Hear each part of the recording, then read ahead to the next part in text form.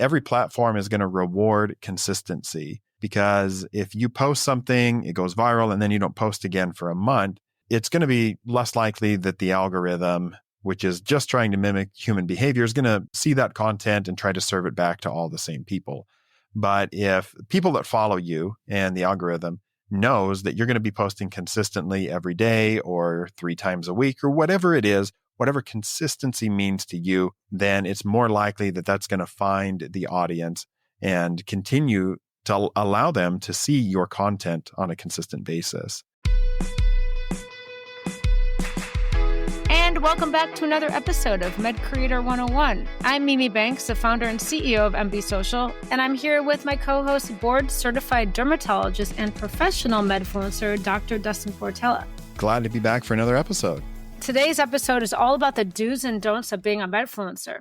Whether you're just starting or you're already building your platform, we'll share some tips to help you avoid common pitfalls and stand out as a credible, authentic voice in the community.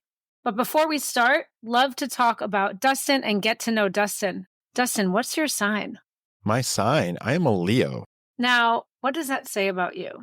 I've had people tell me, but people that tell me this stuff, they know me. And so, like, of course, it always fits, just like likes to be the center of attention, hardworking, confident, creative, natural leaders.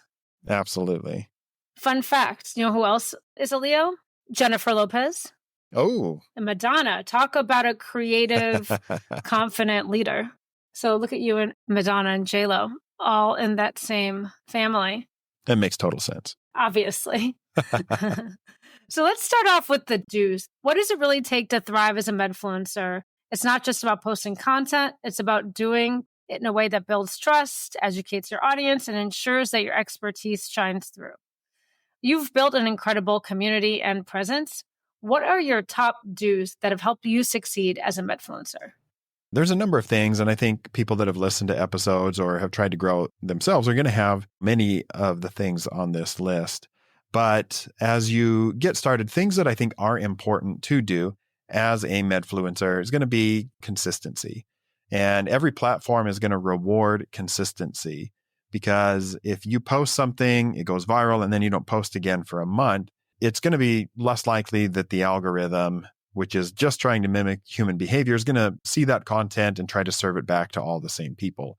But if people that follow you and the algorithm knows that you're going to be posting consistently every day or 3 times a week or whatever it is, whatever consistency means to you, then it's more likely that that's going to find the audience and continue to allow them to see your content on a consistent basis. I also think it's very important to be authentic. So the person that you are in the clinic when you're seeing patients should be very similar to the person that you're taking online. And when I'm online, I may be a little bit more goofy, because when I'm in the clinic, I'm seeing many patients a day, so I don't have time to be quite as interactive. But I think people would be surprised to see me in clinic and how quickly I can connect and engage with my patients. And that kind of speaks to the credibility, which is also an important thing to do on social media, is to take that authenticity from the clinic onto online, to be a credible voice where when you're sharing information or opinions, that they're well researched, that they're accurate, and that you're not just hopping on a trend simply to get attention when it may not be the most accurate information. And I've seen doctors do that, where they'll try to be a little counterculture or jump on things that are not really evidence-based. And for me, it definitely impacts my opinion of them, and I'm less likely to follow them. And when people tell me they've been following that person's advice, I'm less likely to believe that it's valuable. I would add also, speaking of valuable, do it for the right reasons. Yeah. And this was a whole episode, that we covered, getting into things for the right reason. You want to educate, you want to be creative. You could just enjoy the process. But when people jump on social media just because they're looking to create a side hustle, and if money doesn't come immediately, they get burned out quite easily. So money should not be the reason that you get into it. Same reason that you would go into healthcare should not be for money. It's something that could reward you well, but you have to enjoy the process. You have to be doing it because you care about people. And then you'll have more longevity and more staying power. What about using your platform for education? Obviously, this should be one of the main reasons that you're getting into it. at some point, you may get the opportunity to promote a product, and it should be something that you've already spoken about organically as things that you would recommend in your clinic. Obviously, dermatology has a lot of interface with consumer products. So there's so many things that I can recommend and that I was recommending before I was able to partner with any brands. So you should always make sure that you're not just doing brand partnerships. If you get to the point where you're getting many requests for brand partnerships, you've got to be willing to turn some of them down because you can't be posting a branded partnership every single day. You'll lose your credibility and authenticity with your audience. Along with that, I would say do properly disclose brand partnerships. So if you are being paid to talk about something, it has to be disclosed. One, it's just the right thing to do. And two, it's actually the legal thing to do because if it is discovered that you're promoting something and you are getting paid for it and you didn't disclose it, you could be in violation of rules with the Federal Trade Commission that could result in heavy fines. And if the violation is severe enough, it could result in jail time. Now, I'm not a lawyer, I'm not a prosecutor, but I know you should follow the law. But it's not just branded partnerships. It's also things that you have an ownership stake in or you're an investor in. If you in any way stand to gain financially, even if it's just an affiliate link, you should be disclosing that. And even if it's something that was gifted to you and you weren't obligated to post about it, you should be disclosing that the product was gifted because it's not the same thing if you went out and bought the product and then talked about it. So those are all just things you should do when you're on social media that will help you with your authenticity and your credibility. I would add one more. Do try the products. Absolutely. You need to be using the products.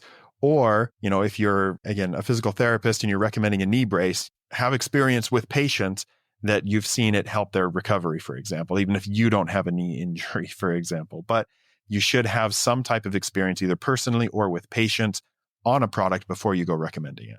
Agreed. So what about those don'ts? What are those hard and fast lines of do nots?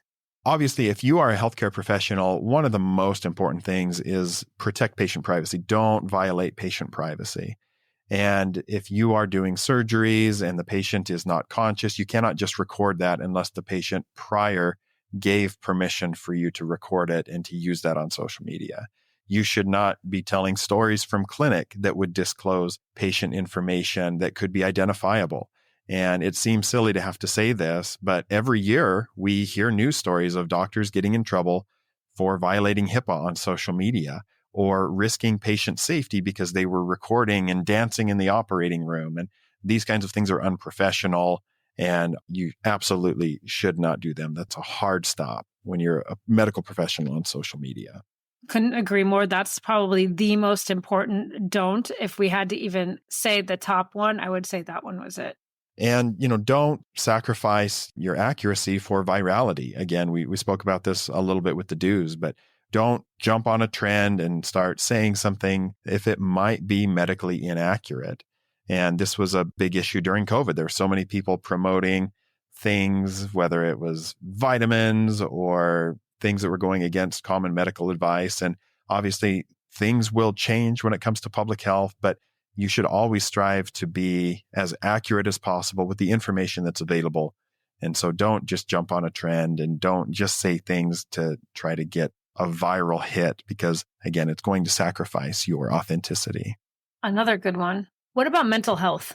So mental health is something we all need to be paying attention to. And social media is an easy place to kind of sacrifice your mental health. It's a lot of fun when you start having videos go viral and then you're going to feel this pressure that you keep posting. We talked about how consistency is important, but if it is starting to eat into your sleep or you're now making bad lifestyle choices because you're not eating good or it's compromising your ability to actually take care of patients or you're getting so stressed that you're not being present with your family, all of these kinds of things are not good. Social media is a valuable tool, but it's not the real world. And you need to be paying attention to your own mental health and the health of the people that you live with or that you care for.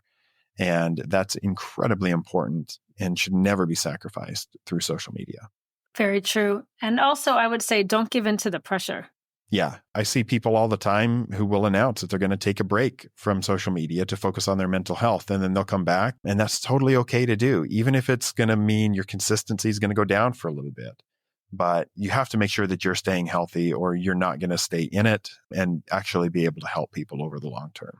I think there's one other thing that is important talking about is community.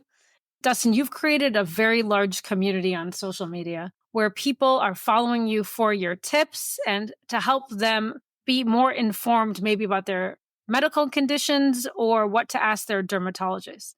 And I think that there's a fine line between how you engage your audience, because you can't actually answer their questions when they're asking for a diagnosis.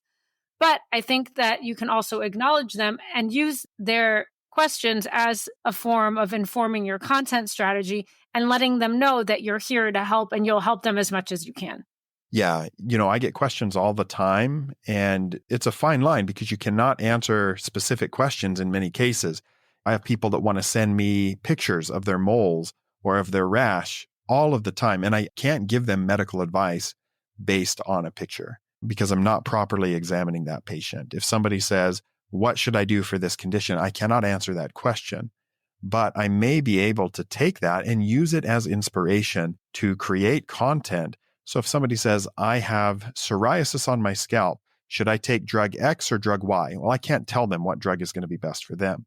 But I could create a video that says, if you have psoriasis on your scalp, here are the options for treatment. And then maybe talk about drug X and drug Y and say, talk with your doctor to see what is best for you. So it could serve as inspiration, and that may provide valuable information for the person if they happen to see your video. But I wouldn't answer them specifically about that. I would create content around it that might serve an educational purpose to them in general terms and to many people in general terms, but it avoids that liability of providing medical advice through social media. Thank you for joining us on this episode of MedCreator 101, where we talked about the do's and don'ts of being a social media influencer or a medfluencer. It's important to remember the do's on social media that maintain your credibility, authenticity, and those things that protect your mental health, as well as properly disclosing brand partnerships, ownerships, or investments. It's incredibly important not to violate patient privacy as a physician or healthcare provider on social media. If you guys have questions about the do's and don'ts on social media, drop us a personal message on Instagram, and we'll be happy to answer them or use your questions in future content. Thanks for joining us, and we'll catch you next time.